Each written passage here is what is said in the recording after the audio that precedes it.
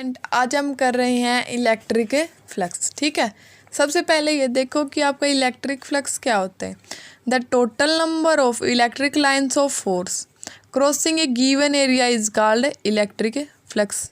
ठीक है, जो total number of electric lines of force crossing A given area, जो गिवन एरिया में से क्रॉस करती हैं, वो क्या कहलाता है? आपका इलेक्ट्रिक फ्लक्स। इलेक्ट्रिक फ्लक्स को आप किससे रिप्रेजेंट करते हो?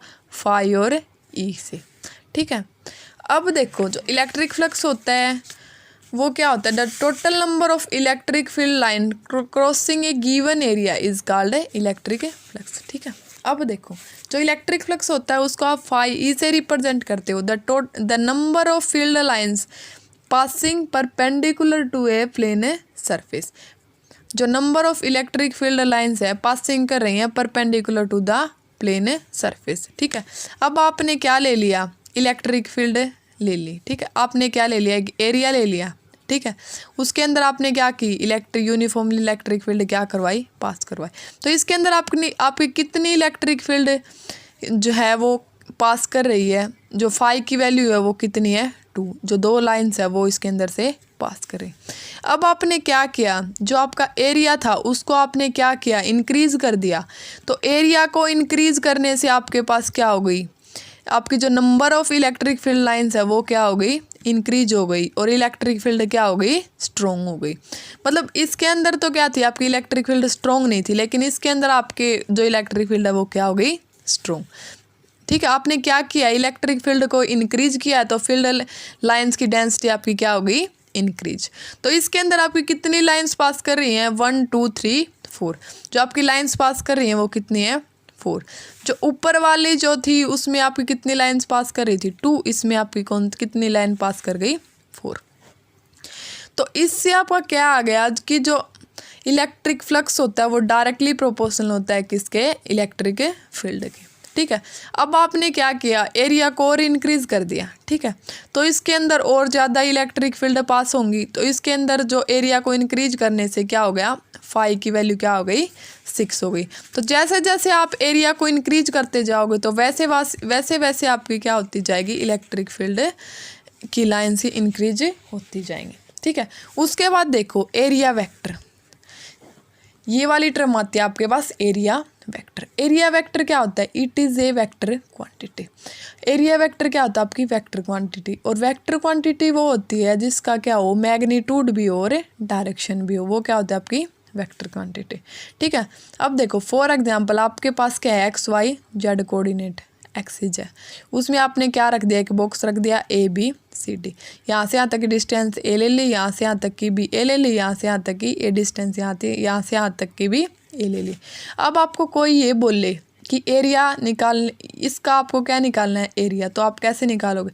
आप 10th क्लास के बच्चे से पूछोगे तो वो ये बोलेगा कि ये इसका एरिया कैसे निकलेगा? Length into breadth. Length into breadth से क्या हो जाएगा? इसका ए स्क्वायर। ठीक है, फिर आप 11th क्लास के बच्चे से ये पूछोगे कि इसका एरिया निकाल लो, या फिर 12th क्लास के बच्चे से पूछोगे, वो इसका एरिया ये बोलेगा कि इसका एरिया निकालने का ये तरीका भी हो सकता है कि AB क्रॉस BC। ठीक है, तो AB क्रॉस क्या करोगे? BC करोगे, तो ये क्या हो जाएगा? A हो जाएगा। ये भी क्या हो जाएगा? A। आप क्या करोगे? क्रॉस प्रोडक्ट हटाओगे तो आपके पास क्या आ जाएगा? Sine theta. ये कौन सा एंगल बना रहा है? 90। ठीक है, तो A स्क्वायर साइन ऑफ 90 आ जाएगा। साइन 90 क्या होता है आपके पास? 1। तो यहाँ से एरिया आपके पास क्या आ जाएगा? A square. ठीक है, जो एरिया है वो XY प्लेन में है। ठीक है, आपका XY प्लेन में है AB क्रॉस BC। ठीक है, तो जो आपका एरिया वेक्टर की डायरेक्शन निकल के आएगी ना, वो कौन सी डायरेक्शन में निकल के आएगी? जेड एक्सिस में। ठीक है, जेड एक्सिस में निकल के आएगी तो या तो आपके पास हो जाएगा A square minus K cap, या आपके पास हो जाएगा A स्क्वायर K कैप। ठीक है, अब देखो, अब आपको कोई ये बोले कि रिजल्टेंट निकालो इसका। रिजल्टेंट आप कैसे निकालोगे? A का vector cross B। Resultant is perpendicular to the plane containing A and B। Resultant होगा वो क्या होगा? Plane containing A and B। ठीक है, परपेंडिकुलर होगा A और B के। अब देखो direction of area vector is perpendicular to the plane surface. अब आपको यहाँ से ये पता चला कि जो direction of the area vector होती है वो क्या होती है? आपकी is perpendicular to the plane surface, वो परपेंडिकुलर होती है प्लेन सरफेस के। ठीक है, अब आपको कोई ये बोले कि 3D सरफेस है, वो क्लोज सरफेस है, ठीक है, उसका आप कौन सा एलिमेंट यूज करोगे जब आप इलेक्ट्रिक फ्लक्स निकालोगे, तो उसका कौन सा जो बाहर वाला जो है इसका पार्ट, वो वाला लेना है आपको जब आप इलेक्ट्रिक फील्ड निकालो 3D सरफेस में। इसके बाद आता है देखो इलेक्ट्रिक फ्लक्स को आप फाई ई से रिप्रेजेंट करते हो। ठीक है, वो क्या होता है आपका phi E is equal to E dot S. ठीक है, एस क्या होता है आपका एरिया वेक्टर। ठीक है, एस को आप ऐसे भी लिख सकते हो नीटा इंटू एस, क्योंकि नीटा होता है वो क्या होता है आपका unit vector normal to the area. Unit vector होता है नॉर्मल किसके होता है, नॉर्मल टू एरिया के।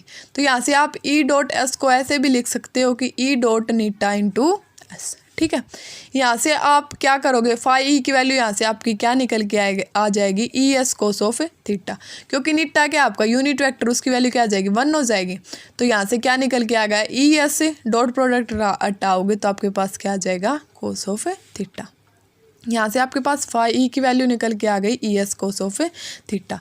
जो थीटा है, theta is the angle between E and normal to the area. जो थीटा एंगल है वो किस किस के बीच में है, ई और नॉर्मल टू द एरिया के।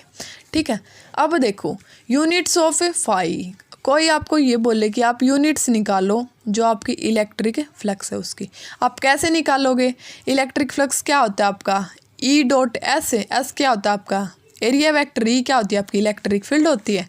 अब देखो जो आपको पता है कि इलेक्ट्रिक फील्ड निकालने का जो फॉर्मूला होता है वो क्या होता है, force on test charge upon test charge. ठीक है, अब टेस्ट चार्ज की यूनिट आपके पास क्या होती है न्यूटन, और चार्ज की आपके पास यूनिट होती है वो क्या होती है कूलम। ठीक है, एस क्या होता है एरिया होता है, उसकी जो यूनिट होती है वो क्या हो गई मीटर स्क्वायर। तो यहाँ से फाई ई की आपके पास यूनिट आ गई newton upon coulomb into metre square. तो क्या आ गई न्यूटन मीटर स्क्वायर पर कूलम। ठीक है, अब ये तो क्या निकल के आ गई, जो इलेक्ट्रिक फ्लक्स है उसकी यूनिट न्यूटन मीटर स्क्वायर पर कूलम। अब अगर कोई आपको ये बोले कि डायमेंशन फॉर्मूला निकालो किसका, फाई ई का, फाई क्या है आपके पास इलेक्ट्रिक फ्लक्स। ठीक है, आप कैसे निकालोगे, सबसे पहले आप इलेक्ट्रिक फील्ड का डायमेंशन फॉर्मूला निकालोगे, फिर आप एरिया का। ठीक है, इलेक्ट्रिक फील्ड आपका क्या होता है force on test charge upon test charge. ठीक है, इनटू में आपके पास क्या आ गया एरिया वेक्टर था। ठीक है, फोर्स का क्या होता है आपके पास m1 L1 T माइनस 2, और जो आपके पास चार्ज होता है उसका क्या होता है A इंटू टी। ये आपने 11th क्लास में किया होगा। ठीक है, जो एरिया होता है उसका क्या होता है मीटर स्क्वायर, तो इसका क्या होगा लेंथ स्क्वायर। जो इसका डायमेंशन फॉर्मूला निकला वो क्या निकला m1 L3 T minus 3 A minus 1। ठीक है, अब देखो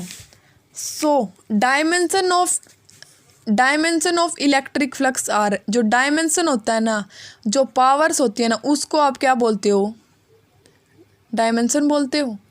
तो इसका डायमेंशन क्या निकल के आ गया 1 3 माइनस 3 माइनस 1। ठीक है, इसका डायमेंशन क्या निकल के आ गया 1 3 माइनस 3 माइनस 1। ठीक है, ये किस किस की टर्म में निकला है आपके पास, is mass length time and current. ठीक है, अब देखो इसके बाद आपके पास नेक्स्ट टॉपिक आता है कि गॉस लॉ क्या होता है आपके पास।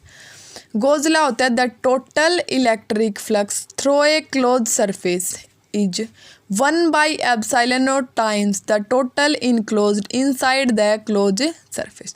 जो आपके अंदर the total electric flux through a close surface is 1/ε0 times होता है किसके the total enclosed inside the close surface. ठीक है, अब फाई ई को आप किससे रिप्रेजेंट करते हो इलेक्ट्रिक फ्लक्स को। Phi E is equal to ये क्या होगा line integral of the E dot neta into D S is equal to Q upon epsilon naught. ये क्या निकलेगा आपका जो गॉस लॉ है वो निकलेगा। अब देखो इसमें एप्सिलॉन नोट क्या है आपके पास, एप्सिलॉन नोट है आपके पास permittivity of the free space. उसकी वैल्यू आपके पास कितनी होती है 8.85 इंटू 10⁻⁻12 पर न्यूटन पर मीटर पर कूलम्ब स्क्वायर। ठीक है, अब देखो जो Q होता है आपके पास वो क्या होता है आपके पास जो नेट चार्ज होता है वो होता है। If we consider a charge Q is situated at the centre of the close surface. जो Q है अब आपने क्या लिया इसका एक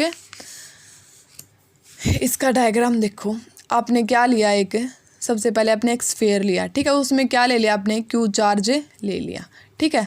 आपने यहाँ पे कोई भी पॉइंट ले लिया ओ, ये क्या है इसका सेंटर, यहाँ से यहाँ तक की डिस्टेंस आपने ले ली आर, ठीक है। अब देखो आपने क्या किया है, इसमें एक स्मॉल सरफेस का एलिमेंट कट किया है ds, यहाँ पे आपने पॉइंट ले लिया p, यहाँ से आपकी इलेक्ट्रिक फील्ड क्या निकलेगी, E आएगी, ठीक है। निट्टा क्या होता है आपका यूनिट वेक्टर, यहाँ से आपका निट्टा आ गया, ठीक है। अब देखो if we consider a charge Q is situated at the centre of the close surface, आपने कंसिडर किया है कि जो क्यू चार्ज है वो कहाँ पे है, आपके जो क्लोज सरफेस के सेंटर पे, ठीक है। आपने एक क्लोज सरफेस ले लिया। अब इसमें आपने क्या ले ली, जो ds है वो क्या ले लिया आपने, स्मॉल एलिमेंट्री एरिया, ठीक है, जो आपने कट किया है। निट्टा क्या हो गया आपके पास, unit vector perpendicular to the ds, वो परपेंडिकुलर हो गया किसके, ds के। ds क्या है आपके पास, स्मॉल एलिमेंट्री एरिया।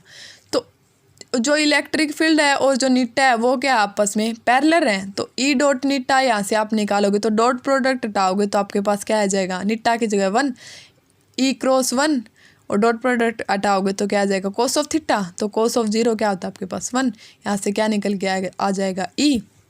अब देखो electric flux through a close surface will be, यहाँ से जो आपका इलेक्ट्रिक फ्लक्स निकलेगा क्लोज सरफेस का वो क्या निकलेगा, phi E is equal to line integral of the E dot निट्टा into ds, ठीक है। ई डॉट निट्टा यहाँ से क्या निकल के आया है ई, ठीक है। यहाँ से आप उसकी वैल्यू पुट कर दोगे, E line integral of the ds, जो ds होते हैं वो स्फीयर का वो क्या होता है आपका 4 पाई आर स्क्वायर, वो वाली वैल्यू यहाँ पे पुट कर दोगे, ई इंटू में 4 पाई आर स्क्वायर, ठीक है। यहाँ से आपको पता है कि जो इलेक्ट्रिक फील्ड होती है वो पॉइंट चार्ज के ऊपर आपकी क्या होती है, के क्यू अपॉन आर स्क्वायर होते हैं, ठीक है। जो के होता है उसकी वैल्यू आपके पास क्या होती है, K is equal to 1/4 pi epsilon naught Q upon R square, ठीक है। अब देखो आपको क्या पुट करना है, यहाँ पे आप क्या करोगे, इलेक्ट्रिक फील्ड की वैल्यू पुट कर दोगे, फाई आपका यहाँ पे क्या आ गया, इलेक्ट्रिक फील्ड की वैल्यू यहाँ पे आपने पुट की 1/4 pi epsilon naught Q upon R square, into में आपके पास क्या आ गया, जो 4 पाई आर स्क्वायर था वो आर स्क्वायर से आर स्क्वायर कैंसिल हो गया आपका, 4 पाई से 4 पाई, जो फाई ई की वैल्यू आई आपके पास वो क्या आ गया आपके पास है क्यू अपॉन एप्सिलॉन नॉट। जो आपका गोज़ला था फाई इज इक्वल टू वो किसके इक्वल आ गया, क्यू अपॉन एप्सिलॉन नॉट। यही क्या होता है आपका गोज़ला में सबसे पहले आपको क्या करना होता है कि उसकी स्टेटमेंट क्या होती है, देखो the total electric flux through a close surface is 1/एप्सिलॉन naught times the total enclose inside the close surface, phi E is equal to line integral of the E dot निट्टा into ds is equal to Q upon epsilon. इसमें epsilon naught क्या होता है, Q क्या होता है charge होता है, epsilon naught क्या होता है परमिटिविटी होती है फ्री स्पेस की। फिर आपने क्या किया, एक स्फीयर लिया, उसमें आपने क्यू चार्ज लिया, उसकी रेडियस ली आपने, उसमें क्या किया, स्मॉल जो एलिमेंट्री सरफेस है उसको आपने कट किया, ठीक है। फिर आपने उसमें निट्टा यूनिट वेक्टर ले लिया, उसमें इलेक्ट्रिक फील्ड पास करवाई, ठीक है। फिर आपने क्या लिया, ई जो इलेक्ट्रिक फील्ड और जो निट्टा है यूनिट वेक्टर वो क्या आपस में पैरेलल, तो उसकी वैल्यू आप E cross 1 into cos of theta करोगे तो यहाँ से आपकी ई कोस ऑफ 0 क्या आ जाएगा 1 हो जाएगा, तो जो ई डॉट निट्टा आपके पास क्या निकल के आ जाएगा ई। बाद में आपने क्या किया, phi is equal to line integral होता है E dot निट्टा into ds, E dot neta की जगह आपने ई पुट किया, बाद में आपने क्या किया, line integral of the ds, ये स्पेयर का क्या होता है आपके पास 4 पाई आर स्क्वायर, ये आपको पता है, आप ये जानते हो। ई इज इक्वल टू जो आपका इलेक्ट्रिक फील्ड की इंटेंसिटी जो पॉइंट चार्ज पे निकल के आई थी आपके पास वो क्या निकल के आई थी, के क्यू अपॉन आर स्क्वायर। जो के की वैल्यू होती है आपके पास वो क्या होती है 1/4 पाई एप्सिलॉन नॉट, यहाँ से ई की वैल्यू आपके पास क्या आ गई 1/4 pi epsilon naught Q upon R square. यहाँ पे आपने ई की वैल्यू पुट की, जो फाई है वो आपके किसके इक्वल आ गया क्यू अपॉन एप्सिलॉन नॉट, वो ये क्या होता है आपका गोज़ला, ठीक है। अब देखो इफ़ द क्लोज सरफेस, ठीक है, आपके पास क्या है close surface consist of a large number of charges. अब आपने यहाँ पे क्या लिया है, क्यू ही चार्ज लिया है। अगर आप यहाँ पे क्या करो, लार्ज नंबर ऑफ चार्जेस ले लो, मतलब Q1 चार्ज ले लिया, Q2 चार्ज ले लिया, Q3 चार्ज ले लिया, या फिर आपने -Q1 चार्ज ले लिया, -Q2 चार्ज ले लिया और -Q3 चार्ज ले लिया, तो आप यहाँ पे आपके पास रिजल्ट क्या निकल के आएगा, आपने लार्ज नंबर ऑफ चार्जेस ले लिए Q1 Q2 Q3 -Q1 dash -Q2 dash -Q3 dash. तो देखो फाई ई आपका क्या निकल के आएगा यहाँ से 1/4πε0, ठीक है। क्यू की जगह आपने पुट कर दिया Q1 + Q2 and minus of Q1 dash Q2 dash minus of Q2 dash and minus of Q3 dash लिया था आपने, माइनस साइन कॉमन ले लिया आपने Q1 dash + Q2 dash and F2 सो, ठीक है। अब आपने क्या किया 1/ε0 तो था आपके पास Q1 + Q2 + Q3 and F2 so on, ठीक है, और माइनस बार है इसमें Q1 dash + Q2 dash + Q3 dash and F2 so on. इसको कंप्लीट को आपने क्या ले लिया समेशन ऑफ Q के इक्वल है ये, ठीक है। तो यहाँ से फाई ई की वैल्यू क्या निकल के आ गई, समेशन ऑफ Q को आपने ले लिया, ये किसके इक्वल है कैपिटल Q के। तो यहाँ से फाई ई की वैल्यू निकल के आ गई Q/ε0। जो आपका वेहर Q है वो किसके इक्वल है समेशन ऑफ जो स्मॉल Q है उसके। अब देखो, अब करते हैं deduction of Coulomb's law from Gauss law, ठीक है। एग्जाम्स में आपके ये भी आ सकता है कि deduction of Coulomb's law from Gauss law, या आपके इस नाम से भी आ सकता है कि state and proof Gauss law, ठीक है। आपको स्टेट एंड प्रूफ करना है गॉस लॉ, या फिर ये इस नाम से भी आ सकता है कि deduction of Coulomb's law from Gauss law, ठीक है। अब आपको पता है यूजिंग गॉस लॉ, आपको पता है कि गॉस लॉ क्या होता है आपका, phi E is equal to line integral of the E dot neta into D S is equal to Q/ε0, ठीक है। जो इलेक्ट्रिक फील्ड होता है और जो नीटा होता है वो क्या होता है पैरेलल, आपने अभी किया था, ठीक है। आपने किया था ऐसे, आपने Q चार्ज लिया था, ठीक है, R रेडिएशन ली थी आपने, यहाँ पे एक पॉइंट P लिया था, DS आपने क्या किया था जो स्मॉल एलिमेंट्री कट किया था। यहाँ पे आपके पास इलेक्ट्रिक फील्ड क्या निकल के आएगी E, ठीक है। जो इलेक्ट्रिक फील्ड और नीटा है वो क्या आपस में पैरेलल तो ई डॉट नीटा है, ठीक है। तो ई डॉट नीटा डॉट प्रोडक्ट हटाओगे तो EN cos ऑफ थीटा आ जाएगा, नीटा की जगह 1 आ जाएगा। यहाँ से ई डॉट नीटा आपके किसके इक्वल आ जाएगा E के इक्वल आ जाएगा, ठीक है। अब आपने क्या किया, यहाँ पे एक चार्ज ले लिया Q0। क्यों लिया यहाँ पे आपने एक चार्ज Q0, क्योंकि आप क्या निकाल रहे हो deduction of Coulomb's law from Gauss law, deduction निकाल रहे हो किसका कूलम्ब्स लॉ का फ्रॉम गॉस लॉ। तो आपको पता है कि कूलम्ब्स लॉ में आपको क्या चाहिए, 2 चार्ज चाहिए, ठीक है। आपके पास क्या है एक ही चार्ज है Q, ठीक है। तो आपने क्या ले लिया एक टेस्ट चार्ज ले लिया, ठीक है। आपने कर रखा है कि कूलम्ब्स लॉ क्या होता है कि कूलम्ब्स लॉ आपका होता है कि force is directly proportional to the product of charges and force is inversely proportional to the square of the distance, ठीक है। अब देखो आपने एक स्मॉल टेस्ट चार्ज ले लिया Q0। अब line integral of the E dot neta into D S था, ठीक है। ई डॉट नीटा की जगह आपने क्या पुट कर दिया E पुट कर दिया, तो ई डॉट डी एस आपके पास यहाँ से क्या गया Q/ε0, ठीक है। यहाँ से इलेक्ट्रिक फील्ड आपने बाहर निकाल दिया और लाइन इंटीग्रल किसका कर दिया DS का कर दिया, ठीक है, इज इक्वल टू Q/ε0। तो line integral of the DS आपका किसके इक्वल होता है 4πr² is equal to Q/ε0। यहाँ से आप E की वैल्यू निकालोगे, ठीक है। तो आप Q को क्या करोगे इसके अपॉन में लेके जाओगे 4πr² को, Q/4πε0r² आ जाएगा। अब आपको पता है वी नो दैट, ठीक है, इलेक्ट्रिक फील्ड होता है वो क्या होता है F/Q0। इलेक्ट्रिक फील्ड होता है वो आपका क्या होता है force on test charge upon test charge, ठीक है। अब देखो इलेक्ट्रिक फील्ड इस वाले इक्वेशन में आपने क्या किया, इलेक्ट्रिक फील्ड की जगह आपने क्या पुट कर दिया F/Q0, मतलब force on test charge upon test charge is equal to Q/4πε0r² आ गया। अब देखो अब आपको क्या निकालना है फोर्स निकालना है, ठीक है। तो Q यहाँ पे चला जाएगा 1/4πε0 तो था, ठीक है, और Q के साथ एक क्या चला गया Q0/r²। जो आपका कूलम्ब्स लॉ होता है वो क्या होता है KQ1 Q2/r² होता है। तो यहाँ से क्या निकल के आ गया, वही निकल के आ गया KQ1 Q2/r²। यहाँ पे आपके चार्ज क्या है, वहाँ पे आपने क्या लिए थे Q1 Q2 चार्ज लिए थे। यहाँ पे आपके पास एक तो चार्ज Q है, एक आपके पास चार्ज Q0 है। तो कूलम्ब्स लॉ क्या होता है force is directly proportional to the product of charges and force is inversely proportional to the square of the distance. जो K की वैल्यू होती है वो क्या होती है 1/4πε0, ठीक है। अब देखो डिडक्शन ऑफ कूलम्ब्स लॉ में आपने क्या क्या किया है एक बार रिवाइज कर लेते हैं।